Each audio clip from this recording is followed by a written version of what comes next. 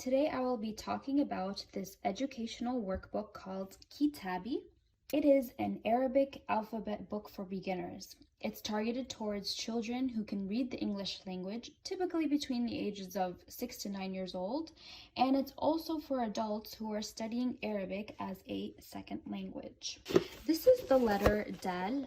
Underneath you can find in English the pronunciation of the letter. There are two examples of words that begin with the letter Dal. Arabic letters form words by connecting them together. Here you can see each letter individually and what it looks like connected, therefore forming a word. And again, we have the transliteration next to the Arabic word always. At the bottom, you have a short passage. They can move on to exercises where they can practice connecting letters and writing words that begin with that letter. Okay, so moving on to the next page. Here you can trace and learn how the letter looks at the beginning, middle, and end of the word. Throughout the book, you will find questionnaires at the top of the page that has the answer key at the bottom.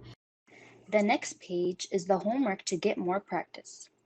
In addition, there are extra puzzles and other activities throughout the book that revises letters from previous lessons. A great perk about this book is that it honors and teaches health, safety, and environmental topics. When you see this icon right here and here as well, you can expect to see facts, tips, and instructional games to teach the student the necessary information. Now, once the student memorizes all the letters, they will be introduced to vowel sounds, such as the fatha, the kasra, the dhamma, the sukoon, and the shadda.